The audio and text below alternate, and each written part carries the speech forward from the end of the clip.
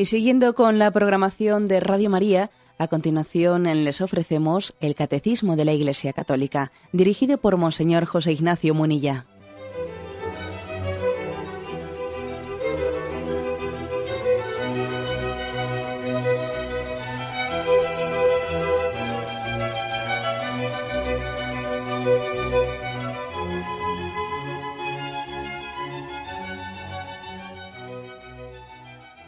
Un cordial saludo a todos los oyentes de Radio María. Un día más, con la gracia del Señor, proseguimos el comentario del Catecismo de nuestra Madre la Iglesia. Habíamos dejado sin concluir la explicación del punto 2616, que tiene como título este apartado: Jesús escucha la oración. Y en concreto, leemos desde donde lo habíamos concluido. Dice: la petición apremiante de los ciegos, ten piedad de nosotros, hijo de David, Mateo 9:27, o hijo de David, Jesús, ten compasión de mí, Marcos 10:48, ha sido recogida en la tradición de la oración a Jesús. Jesús, Cristo, Hijo de Dios, Señor, ten piedad de mí, pecador. Bueno, luego seguimos leyendo, pero aquí se nos remite a un pasaje evangélico que es entrañable, el de la curación del ciego Bartimeo. Recordad que estamos en este pasaje buscando algunos momentos del Evangelio en los que queda patente que Jesús escucha nuestra oración, que nuestra palabra, nuestros gestos, nuestra sed, nuestro deseo de Él no caen en el olvido, que encuentran un corazón deseoso de acogerlo, unos oídos atentos, un corazón atento, es el de Jesucristo. Bien, pues este texto es el siguiente, el de Bartimeo. En esto llegaron a Jericó, y más tarde, cuando Jesús salía de allí, acompañado de sus discípulos y de otra mucha gente, un ciego llamado Bartimeo, es decir, hijo de Timeo, estaba sentado junto al camino pidiendo limosna. Al enterarse de que era Jesús de Nazaret quien pasaba, empezó a gritar: «Hijo de David, Jesús, ten compasión de mí». Muchos le decían que se callara, pero él gritaba cada vez más: «Hijo de David, ten compasión de mí». Entonces Jesús se detuvo y dijo: «Llamadlo». Llamaron al ciego diciéndole: «Ten confianza, levántate, Él te llama». El ciego, arrojando su capa, dio un salto y se acercó a Jesús. Jesús le preguntó: «¿Qué quieres que haga por ti?». Contestó el ciego: «Maestro, que vuelva a ver». Jesús le dijo: «Puedes irte, tu fe te ha salvado». Al punto recobró la vista y siguió a Jesús por el camino. Bien, este es un texto que ha sido emblemático porque, como dice el Catecismo, de la Iglesia, la tradición de la Iglesia ha extraído una forma de hacer oración, lo que nosotros llamamos una jaculatoria, lo que en la tradición de la Iglesia oriental, especialmente pues en las espiritualidades del Sinaí, de Siria y del monte Athos en Grecia, ha llegado a convertirse la tradición oriental en una oración litánica hacia Jesucristo. Jesús, Cristo, Hijo de Dios, Señor, ten piedad de nosotros pecadores. Vamos a intentar brevemente explicar esto, porque es toda una conciencia de cómo dirigir como mendigos que somos, dirigir nuestra súplica a Jesucristo. Bueno, primero, caer en cuenta que ese Bartimeo nos representa a todos nosotros, porque todos tenemos cegueras. Él era ciego, y ¿quién de nosotros no tiene heridas que necesiten sanación? Heridas de muchos tipos. Suelo decir yo en bromas, pero vamos, es una broma que es perfectamente reflejable en nuestra vida real, ¿no? Que aquí el que no es cojo es manco, y el que no es sordo, y el que no hay uno completo. Todos nosotros cargamos con heridas interiores. Hay de aquel que sea tan ingenuo para creerse autosuficiente o para hacer una lectura de su vida plenamente triunfadora. Es absurdo, Es absurdo. Creo que forma parte, no se trata, ¿no? Malo será, fijaros, yo creo que malo será que alguien también tenga una percepción de su vida victimista, ¿no? Todos los males me tocan a mí y yo soy un desgraciado. No, malo es eso, ¿no? Pero también es malo lo contrario, hacer una visión de nuestra vida ingenuamente pues autosuficiente y triunfalista. No, lo cierto es que todos tenemos heridas y todos necesitamos sanación. Por eso en ese ciego Bartimeo estamos reflejados cada uno de nosotros, sentado, dice, junto al camino, al borde del camino pidiendo limosna, que es también todo un signo de que el hombre está esperando a que pase algo, a que pase alguien que sane sus heridas. Estamos sentados al borde del camino pidiendo limosna. Todos pedimos limosna. La clave está en pedirla, en pedir lo que necesitamos, lo que es esencial para nosotros, y pedirlo a quien puede dárnoslo. El drama del hombre es que a veces mendigamos, ¿no?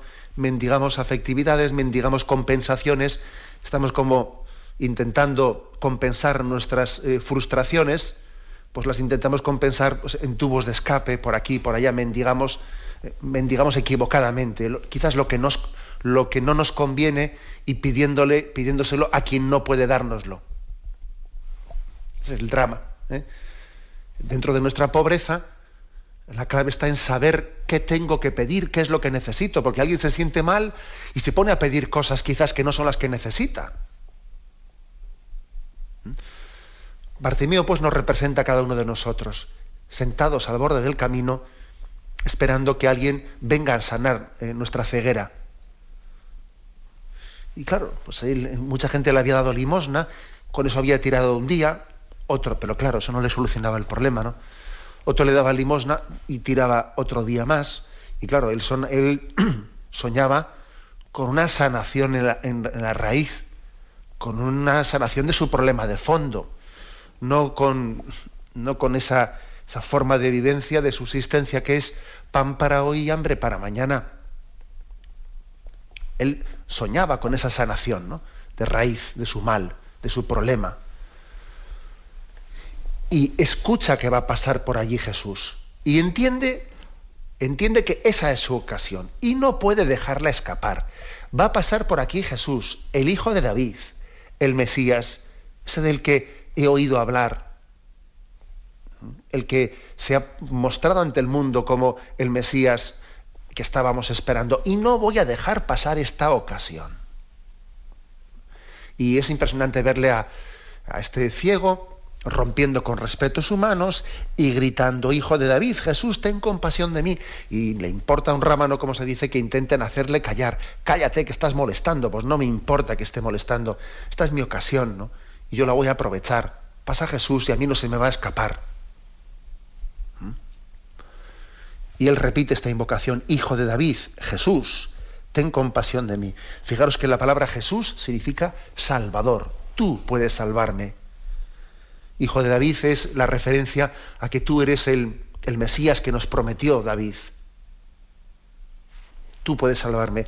Y la expresión ten compasión de mí, pues fijaros, es decir, compadécete de mí, ponte en mi lugar, que es precisamente lo que vino a hacer Jesucristo. Jesús vino a compadecerse de nosotros, es decir, a cargar sobre sí nuestros padecimientos. ¿Quién llora sin que yo no llore con él? ¿Quién ríe sin que yo no ría con él? Jesús, que hace suyas nuestras circunstancias y nuestras situaciones, las hace suyas. Ten compasión de mí, compadécete conmigo, compadece conmigo. Bien, esta es la petición clave que Él nos enseña a hacer, que Bartimeo nos enseña a hacer, presentarnos delante de Jesús. Y a mí me llama la atención que Jesús le dice: bueno, ¿qué quieres que haga por ti? Bartimeo podría decir: pero hombre, estás de broma. Pero hombre, ¿no ves que estoy ciego? ¿Cómo me puedes preguntar qué quieres que haga por ti? ¿Me estás tomando el pelo? No, no le está tomando el pelo. Jesús, cuando le pregunta a Bartimeo: ¿qué quieres que haga por ti?, en el fondo le está como cuestionando: ¿tú eres consciente de cuáles son tus necesidades últimas? ¿Tú eres consciente de que tu necesidad no es una limosna más? un poco como aquella mujer samaritana, ¿no? Que estaba acostumbrada a ir al pozo, beber agua, pero que tenía que ir al día siguiente, y Jesús le promete un agua que cuando la beba se saciará para siempre, ¿no? Entonces Jesús no viene al ciego Bartimeo a darle otra limosna más para tirar otro día más, sino viene a darle la luz de su vida, la sanación de su ceguera, la luz de la fe, viene a darle un sentido a su vida. Quiero decir con esto que cuando le pedimos a Jesús hay que pedirle la sanación integral de nuestra vida. A Jesús no se le puede pedir un parche. Uno no se puede presentar delante de Jesús. Sería absurdo, sería ridículo, sería desperdiciar la ocasión de la vida, ¿no? Sería absurdo que Bartimeo le hubiese dicho a Jesús: oye, ¿me das otra limosna más? No, otra limosna más. Para eso no se le pide a Jesús una limosna más, ¿no? A Jesús, el Salvador, el Hijo de Dios, le pido la sanación integral de mi vida, la sanación de mi ceguera. Y a esto se refiere, ¿no? Esta invocación litánica. Por eso dice aquí el catecismo: sanando enfermedades o perdonando pecados, Jesús siempre responde a la plegaria del que le suplica con fe: ve en paz, tu fe te ha salvado. Esto es muy importante, que nos demos cuenta que a Jesús se lo pedimos todo, y íntegramente, no solamente la sanación de las enfermedades, también la sanación de los pecados. ¿Qué es más? ¿Qué es más? ¿Decirle a este hombre tus pecados están perdonados? ¿O decirle levántate, coge tu camilla y echa a andar? Quizás nosotros nos presentamos delante de Jesús y decimos: no, yo no venía a que me perdonases los pecados, yo venía exclusivamente a que me curases mi parálisis. No, yo no venía a esto, no. Ante Jesús se le pide la salvación integral.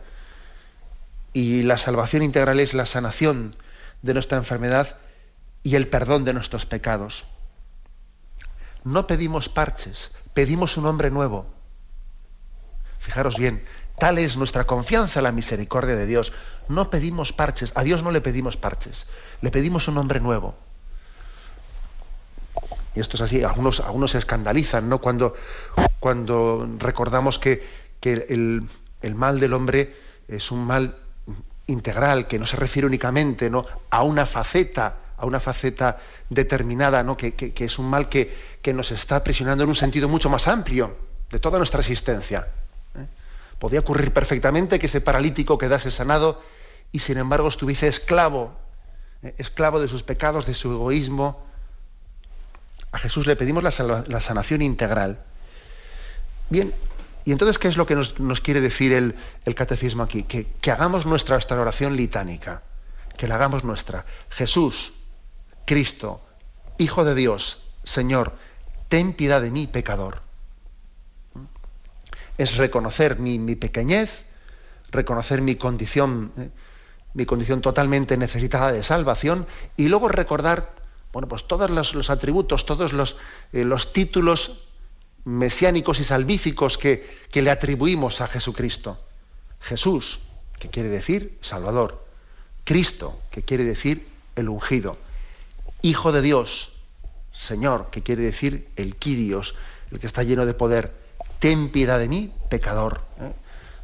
Todo lo esperamos de Él, reconocemos en Cristo, en quien habita la plenitud de la divinidad, el don de Dios para nosotros, y nos presentamos totalmente pobres delante de Él. Esta es la forma de hacer oración, la que tuvo aquel ciego Bartimeo. Y Dios le dio la luz, le devolvió la vista. Así nos presentamos y queremos hacer nuestra esta oración litánica. Tenemos un momento de reflexión y continuamos enseguida.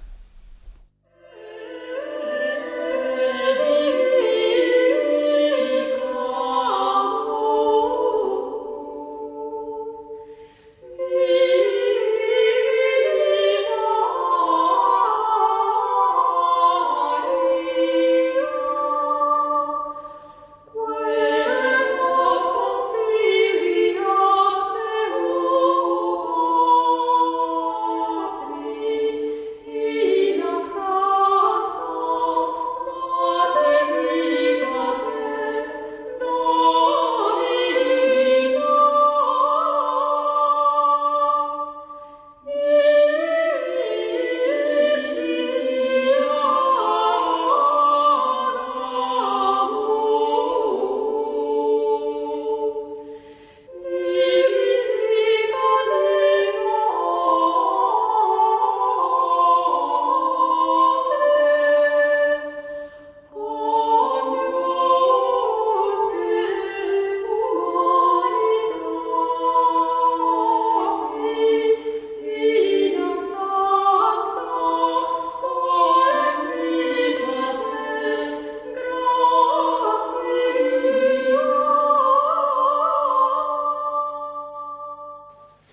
Escuchan el programa Catecismo de la Iglesia Católica con Monseñor José Ignacio Munilla.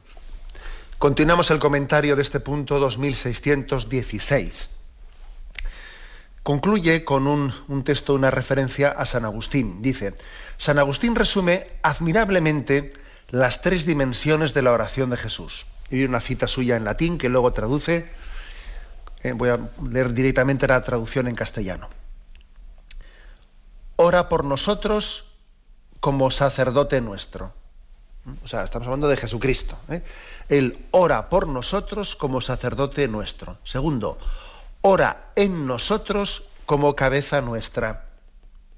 Tercero, a Él se dirige nuestra oración como a Dios nuestro. Reconozcamos, por tanto, en Él nuestras voces y la voz de Él en nosotros. Bueno, es una cita muy conocida de San Agustín, en la que se nos está como especificando tres dimensiones de la oración de Jesús. La oración de Jesús tiene tres dimensiones. La primera, dice: ora por nosotros como sacerdote nuestro. O sea, es decir, Jesucristo es el que intercede ante el Padre por nosotros. Es sacerdote, está ejerciendo su sacerdocio, como dice la carta a los Hebreos. Él presenta sus súplicas, ofrece su sacrificio al Padre por nuestra salvación. Esto está especialmente subrayado en la teología, pues el mensaje de la carta a los Hebreos. Jesucristo es nuestro sacerdote, el que se ofrece a sí mismo como víctima al Padre por nosotros. Podemos imaginar a Jesús en aquellas noches de oración que pasaba, orando por nosotros, orando por sus apóstoles, presentándole al Padre cada uno con sus nombres y apellidos a los que Él iba a llevar su mensaje de salvación. Al Padre le presentaba el nombre de los apóstoles, le presentaba nuestros nombres también, intercedía por nosotros, le hablaba a Él de nosotros, le suplicaba, es su poder de intercesión, ¿no?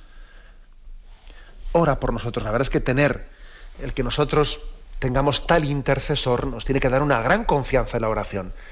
Por eso cuando vamos a la oración litúrgica y siempre se dice por nuestro Señor Jesucristo, tu Hijo, claro, esa es nuestra fuerza.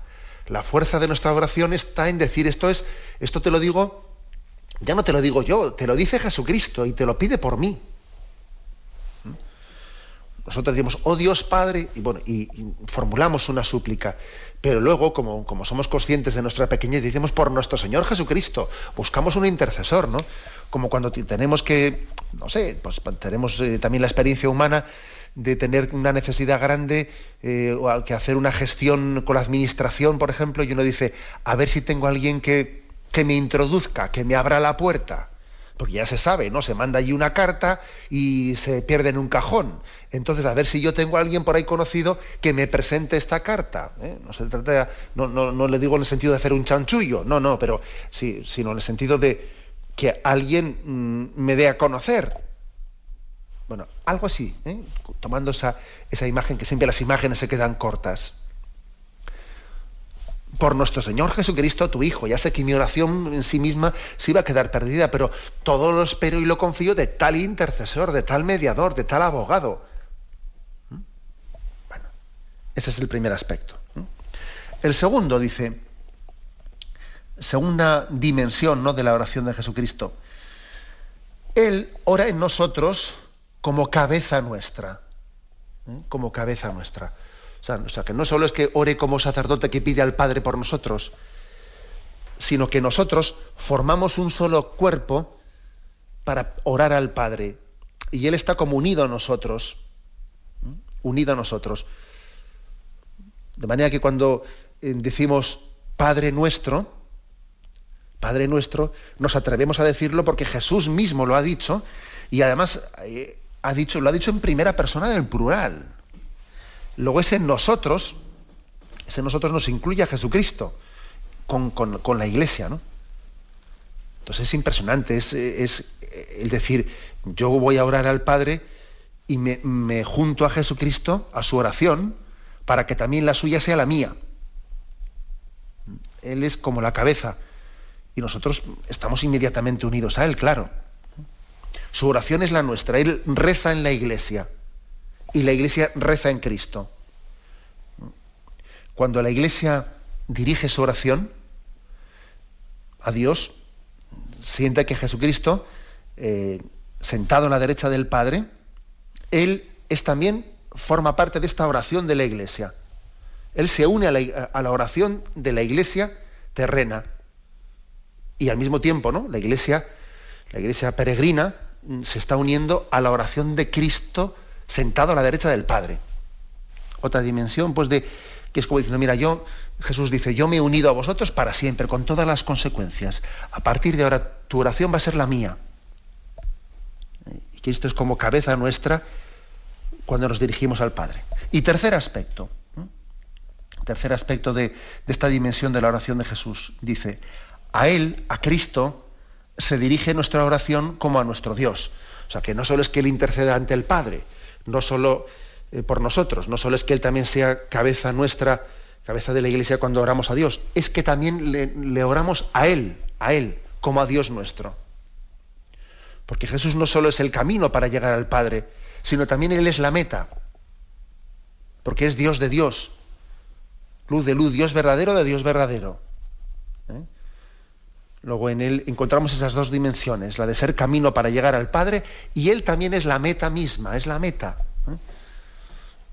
Porque es verdadero Dios, además de ser verdadero hombre. Luego también nuestra oración se dirige a Jesucristo. Recuerdo haber dicho en días anteriores que no debemos de hacernos ningún lío, porque a veces uno dice, a ver, es que no sé, ¿cómo dirijo mi oración? Dirijo mi oración a Jesucristo, dirijo mi oración al Padre, al Espíritu Santo, no nos armemos ningún lío con eso, no nos armemos ningún lío. Lo que sí que es importante es seguir enriqueciendo nuestra oración y no dirigirla de una manera, digamos, cuasi anónima o impersonal a Dios, sino dirigirla a las personas divinas, al Padre, al Hijo, al Espíritu Santo.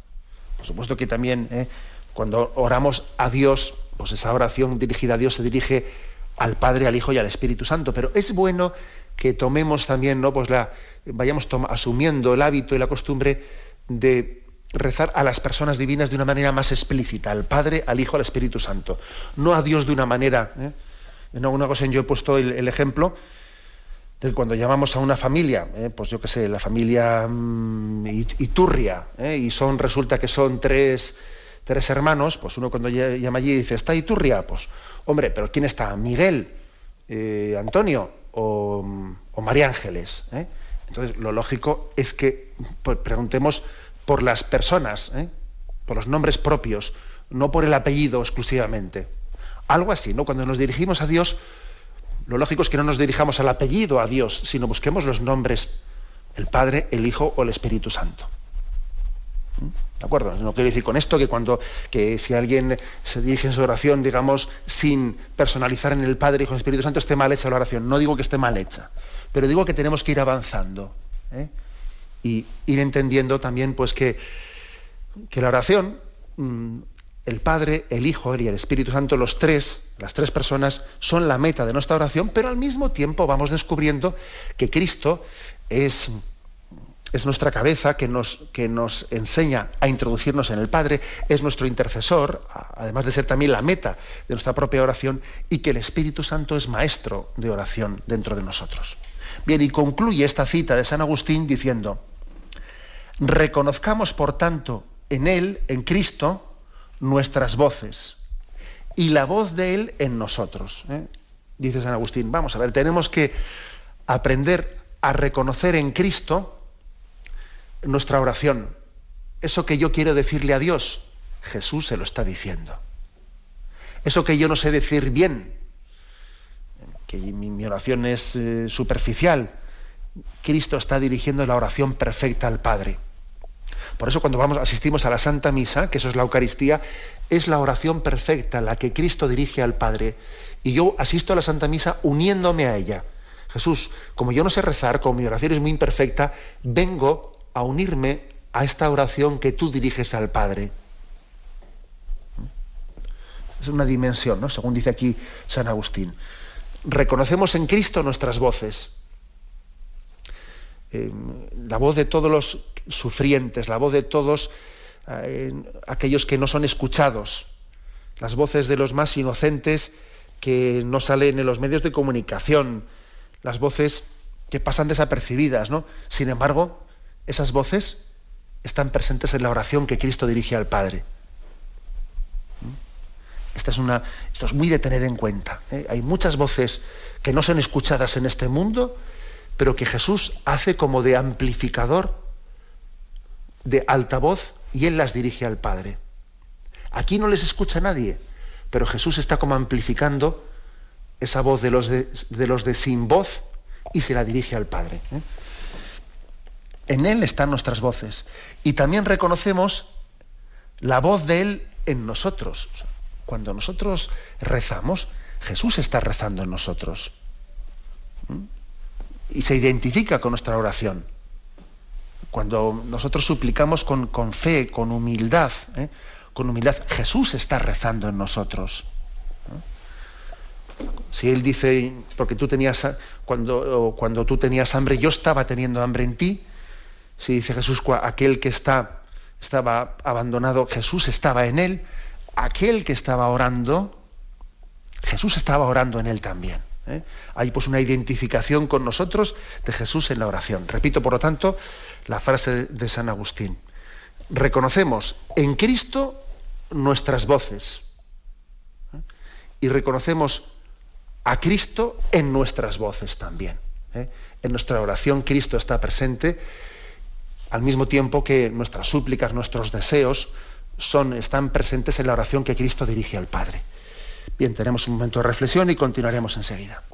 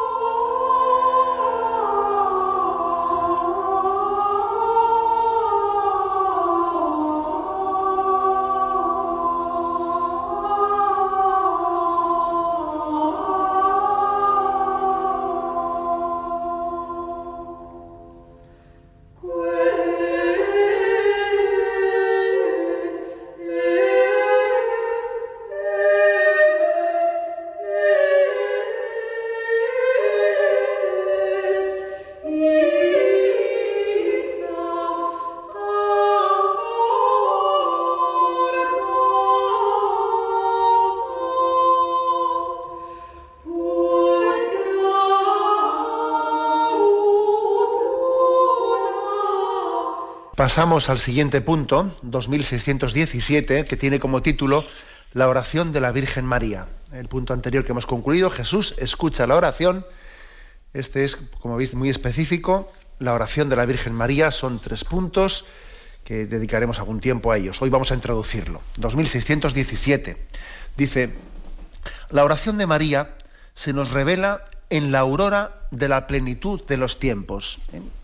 Comentario a esta expresión que es muy hermosa. La aurora de la plenitud de los tiempos.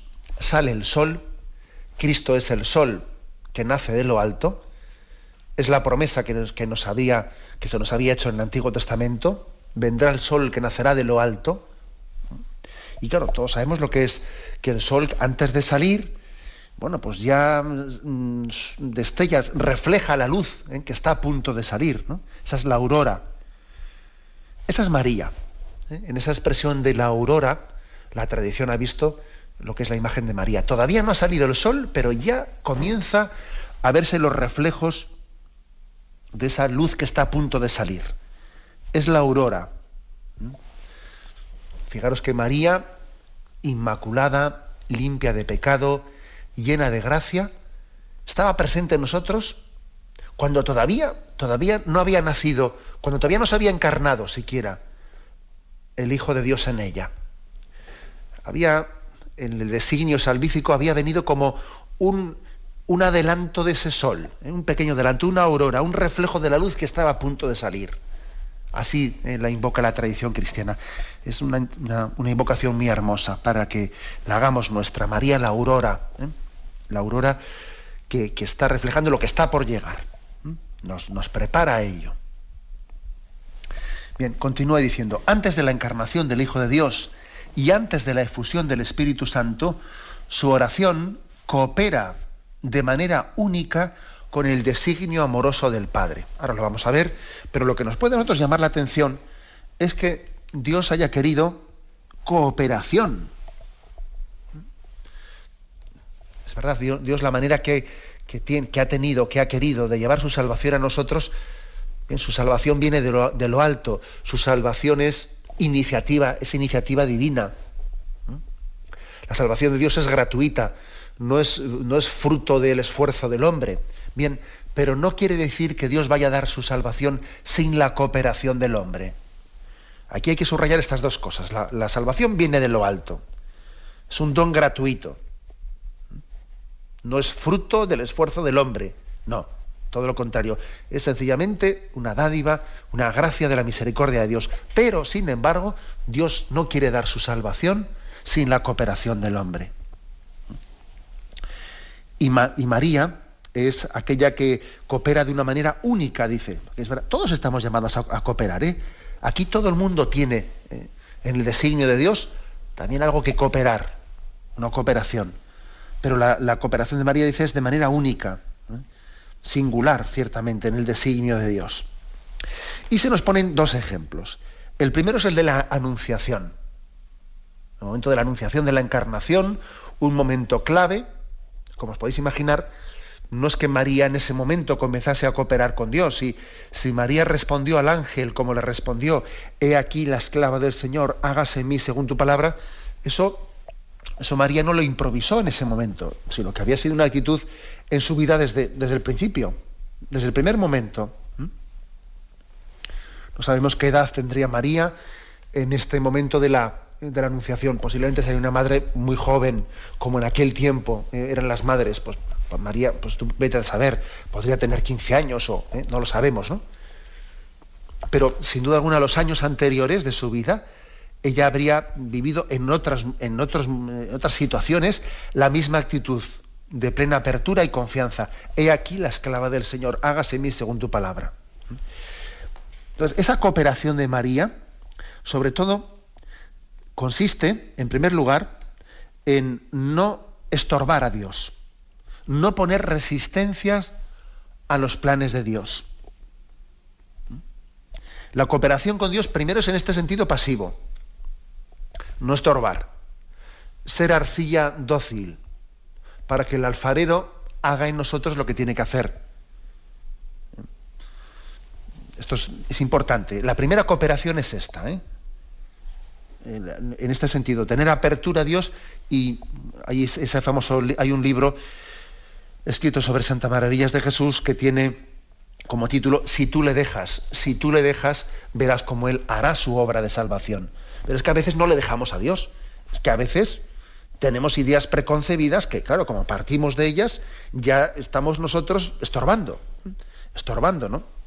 Es como cuando a un niño, ¿no? Pues hay que enseñarle a pintar, y entonces alguien le agarra su mano y dice, mira, déjame, tú no pretendas llevar el bolígrafo por tu cuenta, deja que yo te lleve de la mano. Y lo importante es que el niño, para aprender a pintar, es que él no estorbe, o sea, que deje llevar su mano. Bueno, algo así. Si tú le dejas, verás qué bien lo hará. La primera dimensión de la cooperación con Dios es la docilidad. La docilidad. Lo cual supone, pues, purificarse de ideas previas, ideas preconcebidas, etcétera, etcétera. Y dejarle a Dios tomar la iniciativa de nuestra vida.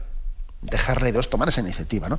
Ahora bien, tampoco entendemos la cooperación de María en un sentido meramente pasivo, ¿no? También ella tendría sus dones, sus talentos, sus cualidades que tendría que poner, que puso de hecho, ¿no? A disposición del Señor. O sea, que la cooperación con Dios no es aquí me quedo con los brazos cruzados dejando que Dios haga en mí. No. Dios te ha dado unos talentos, Dios te ha dado unas capacidades y tú tienes que ponerlas, ¿no? En vez de enterrarlas o que te den miedo no utilizarlas bien y tenerlas ahí guardadas en una esquinita, no. Esos talentos que Dios te ha dado tienes que ponerlos a producir. Esto es una lección, esta cooperación de María es una lección para nosotros. En el sentido pasivo, y en el sentido también activo. En ambos sentidos tenemos que entender qué tipo de cooperación espera Dios de nosotros, como la que tuvo María. Segunda cooperación. Dice, la primera ha dicho, en la anunciación para la concepción de Jesucristo. Como he dicho, he aquí la esclava del Señor, hágase en mí según tu palabra. O sea, la primera cooperación es pronunciar el hágase. Hágase. Porque si yo no pronuncio el hágase, no termino de dejarle a Dios hacer su obra. Me habéis escuchado en este programa en alguna ocasión que el problema que tenemos es que nosotros, en vez de decir hágase, solemos decir hágame, se haga lo mío, mi plan, y como yo lo tengo pensado, y claro, así no se coopera con Dios. Hay que decir hágase, no hágame. Bien. En segundo lugar es el episodio de Pentecostés. También aquí María tuvo una colaboración muy especial, que tampoco fue improvisada de ese momento, sino que sin duda alguna en Pentecostés ella hizo lo que había hecho, ¿no? Lo que había ido haciendo a lo largo de toda su vida. En Pentecostés, para la formación de la Iglesia, cuerpo de Cristo, María tuvo una intervención muy especial. En primer lugar, ella lo cuenta aquí en Hechos 1:14, ella estaba allí, estaba presente en medio de ese colegio apostólico, de esos 12. Ya había sido suplida la ausencia de Judas por Matías, había sido suplida, ya estaban los 12 de nuevo, y María, en primer lugar, lo que hizo fue convocar a los 12. Yo estoy ya también ahora imaginándolo, ¿no? Porque ciertamente los evangelios, Hechos de los Apóstoles, no nos dan esa noticia detallada, pero el hecho de que estuviese María allí, no es muy difícil pensar que también sabían cómo ellos se habían reunido en torno a María, que María había ejercido de la divina pastora, reuniendo a ese rebaño de los 12 apóstoles. No es fácil unir a los hijos, y bien sabemos que cuando falta una madre, cuesta mucho más unir a los hijos, Cuando falta la madre, fallece la madre, esa convocatoria que habían tenido pues, los domingos por la tarde, o de vez en cuando todos los hijos a casa de la madre, o juntarnos con ella, es mucho más difícil. Bien, María realiza ese milagro de convocación de los 12. Los 12 debían de estar unidos para recibir al Espíritu Santo. Es verdad que Dios también podía haber hecho que cada uno de los 12 estuviese en una esquina, en una punta distinta, y que el Espíritu hubiese ido... Sí, a Dios le hubiese costado lo mismo, pero no era ese el designio de Dios. El designio de Dios era que estuviesen los 12 reunidos para recibir el Espíritu. Y para eso tuvo que estar la madre para convocar a los 12. Y aquí también, por lo tanto, otra cooperación muy importante que hace María en la obra de la salvación. Unir a sus hijos, unirlos para que puedan recibir el don del Espíritu Santo. La cooperación de crear comunión entre nosotros. Yo he dicho por ahí así, en alguna expresión así, lo dije en la homilía también de toma de posesión de San Sebastián, que sin la madre hay mucho desmadre. Cuando no hay madre hay mucho desmadre. Y necesitamos que la madre nos convoque. Que la madre nos convoque y que estando unidos en torno a ella podamos recibir todos el mismo espíritu, a una. Y el segundo sentido de la cooperación de María en Pentecostés, yo me lo imagino como una antena, como un pararrayos. ¿Sabéis lo que es un pararrayos? Que atrae el rayo. Bueno, algo así es María, ¿no? María en Pentecostés es aquella que invoca al Espíritu, y claro, lo invoca con una sed muy superior a la que tienen los 12 apóstoles. Aquí además, fijaros que se está uniendo el perfil petrino y el perfil mariano de la Iglesia. El Espíritu Santo viene sobre el colegio apostólico, pero curiosamente viene sobre el colegio apostólico y ha sido pedido, ha sido invocado por la Virgen María, que ha traído el don del Espíritu. Ella tenía más sed del Espíritu que la que tenían los 12 apóstoles. Entonces es verdad que el Espíritu Santo viene sobre los apóstoles de una manera especial, dándoles unos dones especiales, ¿no?, del ministerio apostólico. Pero sin embargo ha sido María la que lo ha invocado para que venga a ellos. A ella también ha venido de una manera especial, por supuesto, ¿no? Pero ella lo ha invocado para todo el colegio apostólico. Esto es también otra. Yo decía que hay como dos perfiles en la Iglesia, ¿no? El perfil petrino y el perfil mariano. María no ha recibido ese ministerio apostólico que han recibido los 12 apóstoles, pero no quiere decir que su espiritualidad, su vida, esté como desconectada de los apóstoles. Es madre de los apóstoles. Es intercesora ante Dios para que reciba la Iglesia el Espíritu Santo. Fijaros si no hay colaboración aquí, es una colaboración impresionante la que realiza la Virgen María en la historia de la salvación. Muy digna de admirar y también de imitar.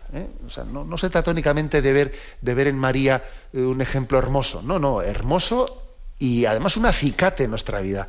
Acicate para que nosotros también seamos pues arcilla dócil, para que no estorbemos a Dios, para que digamos también el hágase y dejemos hacer a Dios, no le pongamos obstáculos, no estorbarle a Dios.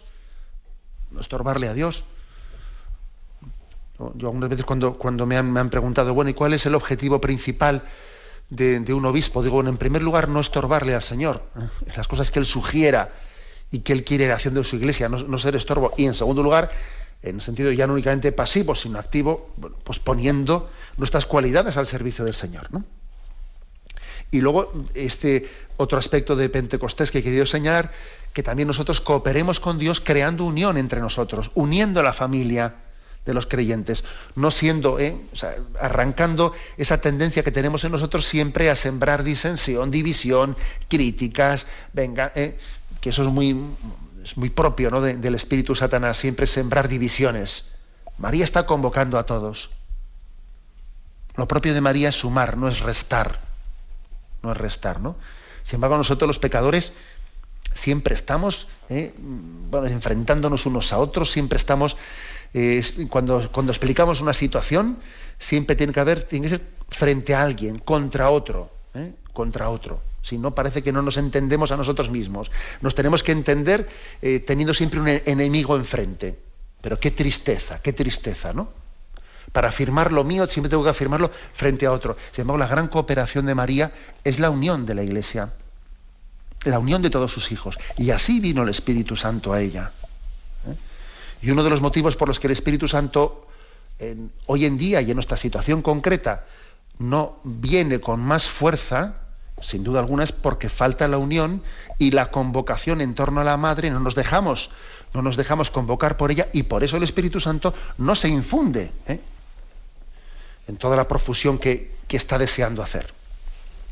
Bien, continuaremos con este punto sobre cómo es la oración de la Virgen María. Ahora lo dejamos aquí y damos paso a la intervención de los oyentes. Podéis llamar para formular vuestras preguntas al teléfono 917-107-700. 917-107-700.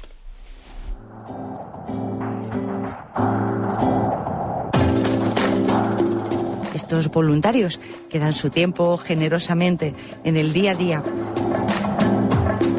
Un cordial saludo a todos los oyentes de Radio María. Un día más, con la gracia del Señor, proseguimos el comentario del Catecismo de nuestra Madre la Iglesia.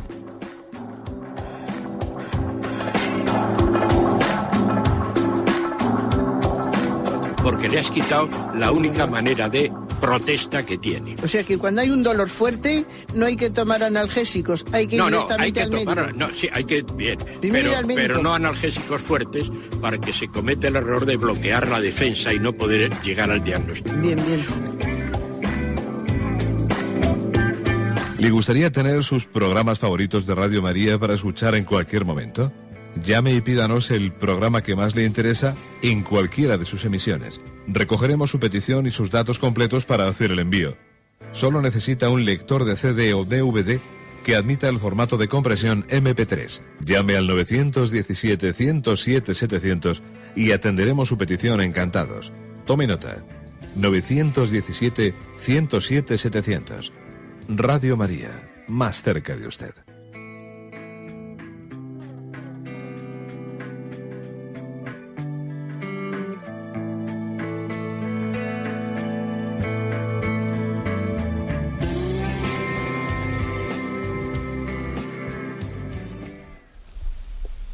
Sí, buenos días. ¿Con quién hablamos? Buenos días. Soy Susana de Madrid. Adelante, Susana. Bueno, yo lo escucho desde hace año y medio aproximadamente. Y bueno, yo no sé.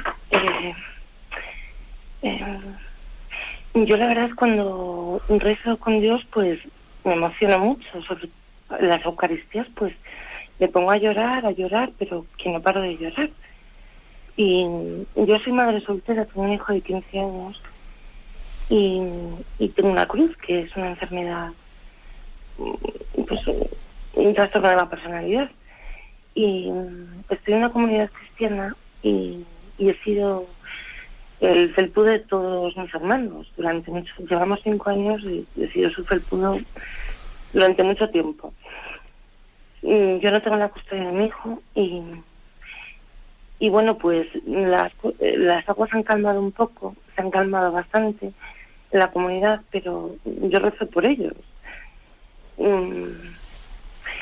Pero aún así, pues tengo mucha tristeza porque es una decepción muy grande la que tengo con ellos y nada más. Bueno, pues muchísimas gracias por compartir también su cruz y su vida y su experiencia con nosotros. Bueno, en primer lugar yo veo una cosa, ¿no? Y es que en medio de sus problemas, que son serios, porque usted ha dicho que es madre soltera, pero que también la custodia del hijo no puede tenerla usted, que usted arrastra sus trastornos y sus problemas, ¿no?, de personalidad, que también tendrá su tratamiento con ellos, que en la comunidad en la que está integrada a veces ha visto como el felpudo, dice esa expresión, ¿no? Y bueno, pues que igual han podido también utilizarle, etcétera.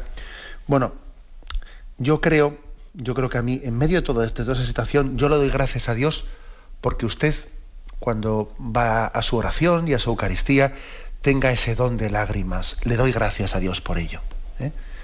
Porque en el fondo, cuando Dios le da ese don de lágrimas en la oración, le está diciendo con ello, mira, en la vida ya ves que todos, en todo lo que vives sientes insatisfacción, ¿no? O incluso una cierta decepción.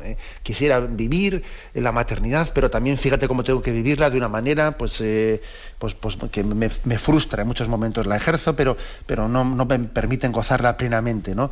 Me gustaría tener una salud y un dominio de mí mismo más perfecto, pero sin embargo no tengo tampoco ese don. Me gustaría tener una relación con los miembros de la comunidad mucho mejor, pero también ha sido bastante tormentosa, etcétera. Mire, pero sin embargo, dichosos, te dice Jesús, dichosos los que no se decepcionen de mí. Dichosos los que no se decepcionen de mí. A pesar de todas esas frustraciones, a pesar de todos esos sí pero nos, Jesús te quiere incondicionalmente, Jesús te quiere, te espera, y en Él no vas a ser decepcionada. Por eso ese don de lágrimas, cuando está, que aquí estoy mezclando yo el tú y el usted y me armo un lío, ese don de lágrimas cuando estás hablando ante Jesús, me parece que es un regalo de Dios. Es un regalo de Dios el que digas, mira, pues en Dios, en Jesús, tengo la plenitud que en esta vida no encuentro. En esta vida todos los dones están unidos con frustraciones. Son dones y que me dejan insatisfechos, ¿no? Pero en Jesús tengo la plenitud. Ese don de lágrimas que estás recibiendo en la oración, pues es un adelanto de la plenitud del cielo. Es un consuelo, el consuelo del Espíritu, que nos dice que esa incapacidad que tiene esta vida de darnos la felicidad plena, Dios la va a colmar. Dichosos los que lloran, porque ellos serán consolados.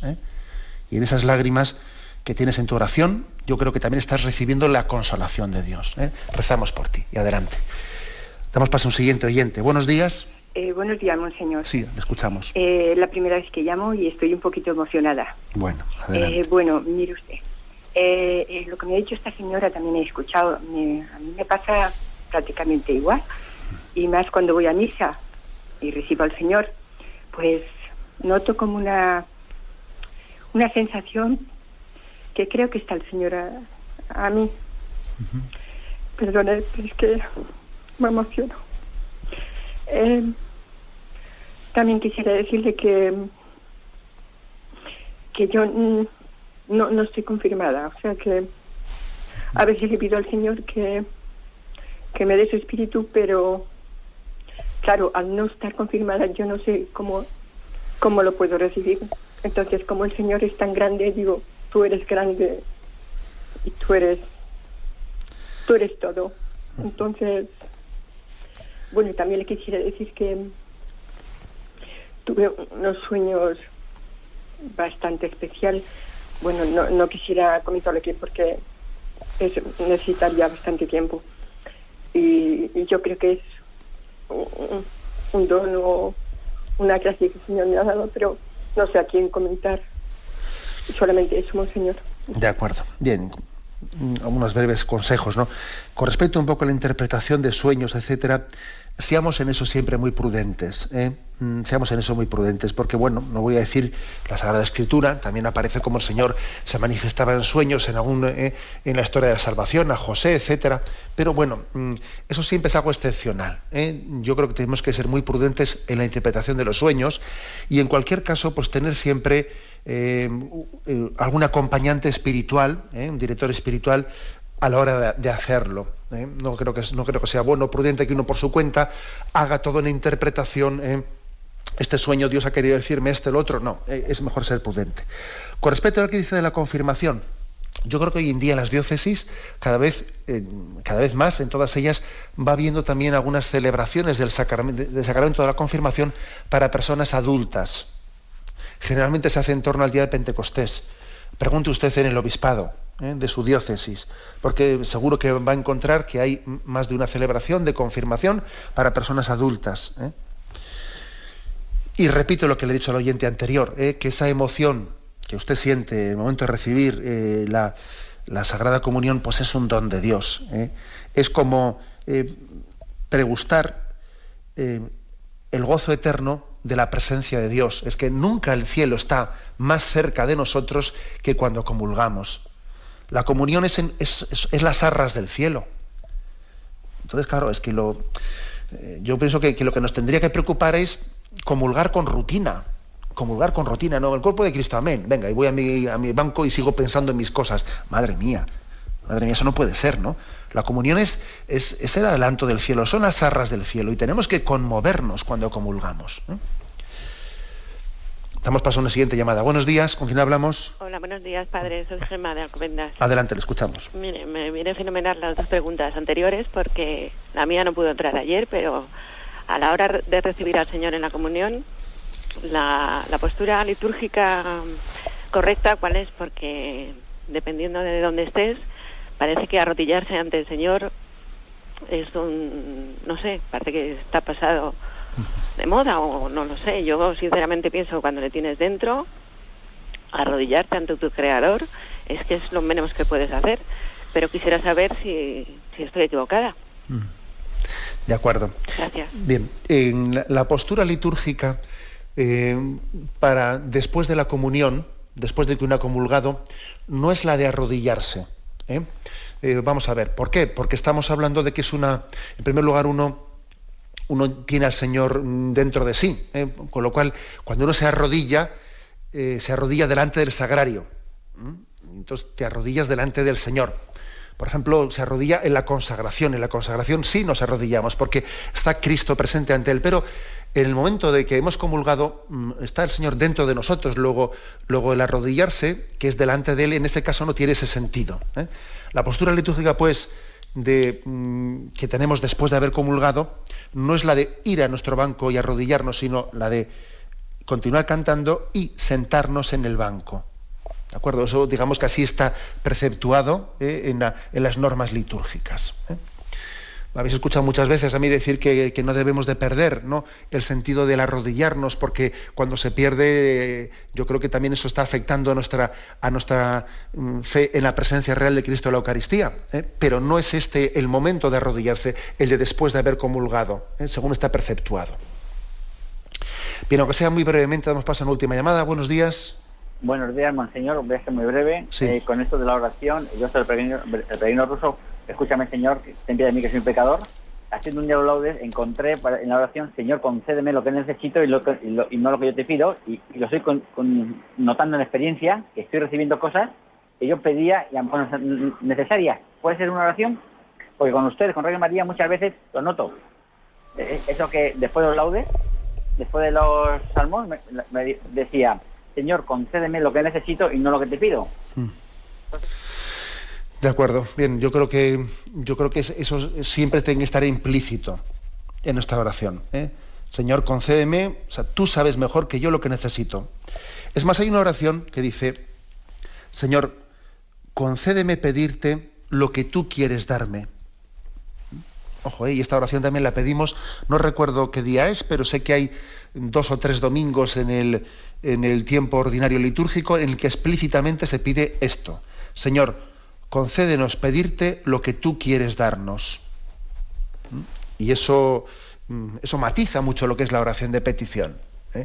Tú sabes mejor lo que yo necesito. Y yo no siempre pido lo que me conviene, ¿eh? Concédeme pedirte lo que tú quieres darme. Bueno, y entonces uno podía preguntar, bueno, pues entonces que te lo dé, ¿no? ¿Para qué hace falta pedírselo? Si él ya sabe lo que... Bueno, sí hace falta pedírselo, dice San Agustín, porque así, al pedirlo, me dispongo a recibirlo. O sea, la petición no es que sea para refrescárselo a Dios, refrescarle la memoria, que igual se le ha olvidado, o para convencerle a Dios, que Dios ya está muy convencido. La petición es para disponerme a recibir lo que Dios quiere darme. Bien, tenemos el tiempo cumplido. Me despido con la bendición de Dios Todopoderoso, Padre, Hijo y Espíritu Santo. Alabado sea Jesucristo.